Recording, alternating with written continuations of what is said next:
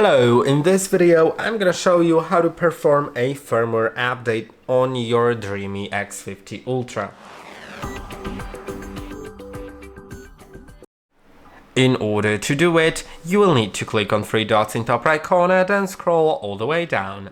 Go to Firmware Update, and if there is an update available, it'll tell you that it's available and that you can click on Update Now. Let's click on it and wait a little moment. 5 minutes. Do not turn off nor start a cleaning task. Okay, now it says that you shouldn't turn off and you shouldn't start any cleaning tasks.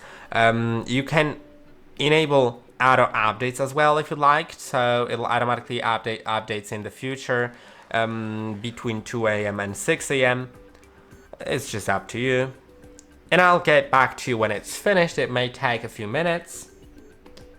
Now, as you can see, it's installing the update, so it may take a little moment because the robot will restart, and I'll get back to you after that.